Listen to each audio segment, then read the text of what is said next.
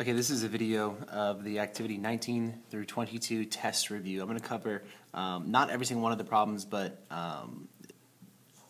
just some of the more difficult and more important ones, and get a little bit of taste of everything. Pythagorean's theorem, the special rights, and trigonometry.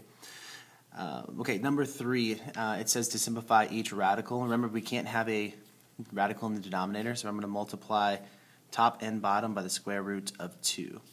Now I'm going to go pretty fast through this video, so remember that you can pause it and re-listen to it as many times as you need if you don't quite understand. Okay, so multiplying straight across, 1 times the square root of 2 is the square root of 2. The square root of 2 times the square root of 2 is the square root of 4, but we all know the square root of 4 is just 2. Can't simplify it any more than that. Number 4, another way to write the square root of 3/5 is the square root of 3 over the square root of 5. This is one of the rules that we learned when we took notes on multiplying and dividing radicals. So we can't have this radical in the bottom, so we need to multiply top and bottom by the square root of 5. Multiply straight across, we've got the square root of 15 over 5, because the square root of 5 times the square root of 5 is the square root of 25, but that is just 5. So there you go. Simplifying radicals is just a skill that you're going to need to have on the test, whether you're doing special rights or Pythagorean's theorem. Okay, number 7. We have 2 side lengths, and so when you have 2 side lengths of a right triangle, use Pythagorean's theorem. Remember that your hypotenuse is always going to go in for C. So we have got 24 squared is equal to x squared plus 9 squared. And I've got my calculator over here, so I'll be doing the calculations off to the side. So this is 576 is equal to x squared plus 81. I'm going to subtract 81 from both sides, and we get 495 is equal to x squared.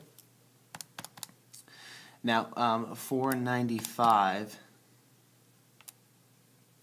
is the square root of 495. That is 3 times 3 times 5 times 11. So you got a pair of 3's. And so that single 3 on the outside represents that pair that was inside.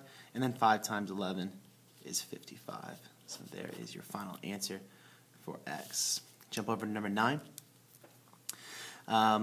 This is a 30, 60, 90 triangle. You can tell that that's 60 degrees by just using the triangle sum theorem.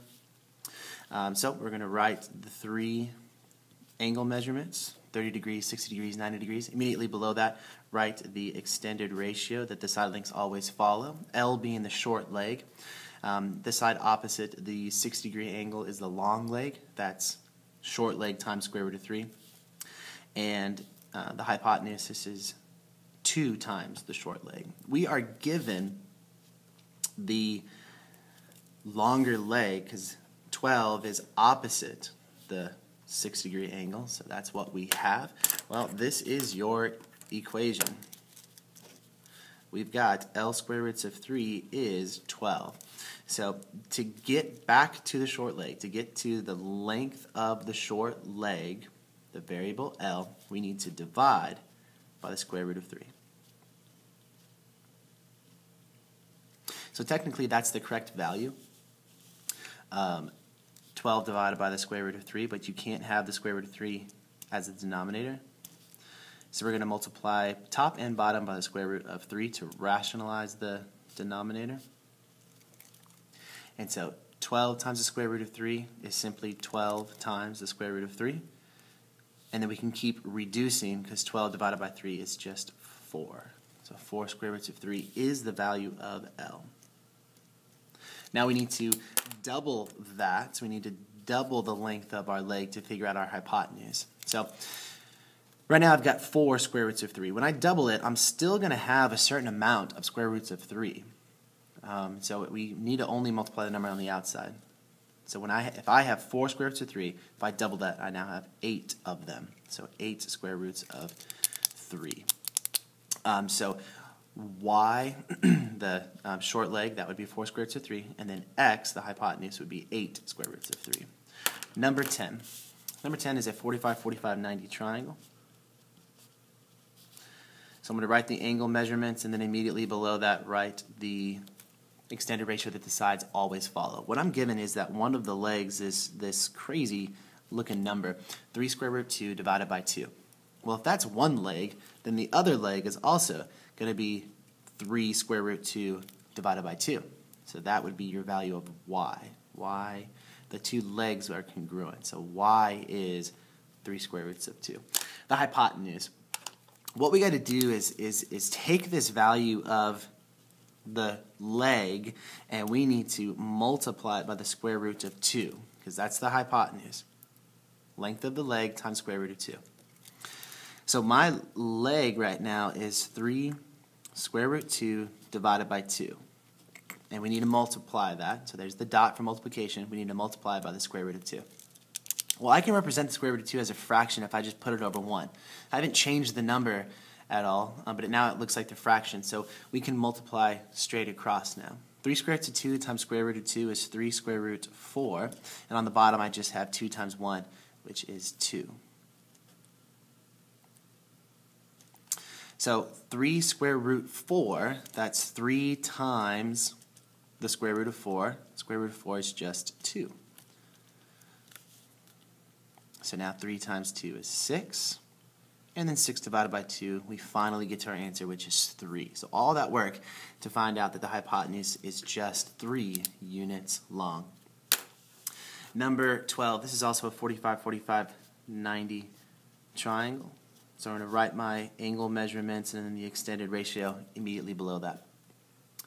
What we're given is that the hypotenuse is 2 square roots of 6. So this is our equation right here. We've got that L square root 2 is 2 square root 6. So to get L by itself, I need to divide by the square root of 2 on both sides of the equation. And that's the rule that we have to follow. To get back to the short leg, divide by the square root of 2. So divide the numbers on the outside. 2 divided by understood 1 here is still 2. And then draw your radical symbol. And now divide the numbers on the inside. 6 divided by 2 is 3.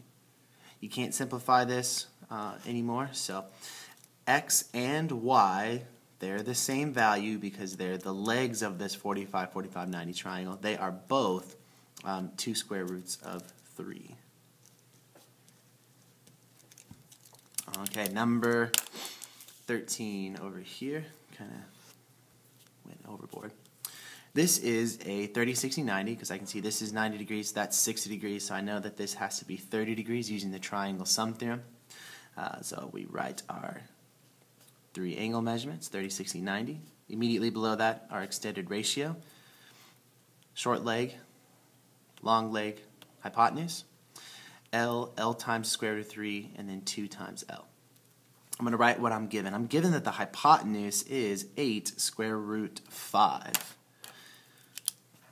So that is our equation. That 2 times the length of the short leg right now is 8 times the square root of 5. So to get back to the short leg, that's what we always want to do, is go back to the short leg.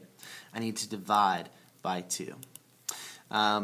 This 2 is not underneath a radical, so it's not going to affect this square root of 5. It's only going to affect the 8 on the outside. So if I had 8 of something, whatever they are, and then I needed half of it, well, that's going to be 4 of the same things. So if I had 8 lollipops and then someone took half, they took 4 lollipops. So if I have 8 of these square roots of 5, it's now 4 of the square roots of 5. So all that work was to find the length of our short leg. Now what we need to do to find our long leg, we need to take this value of 4 square roots of 5. Square roots of 5. The short leg is 4 square root 5. Okay. Take this value of the short leg, and I need to multiply it by the square root of 3. So I need to take whatever L is and multiply it by the square root of 3. So right now, the length of my short leg is 4 square root 5. When I multiply that by the square root of 3, multiply the numbers on the outside. 4 times an understood 1 is still 4.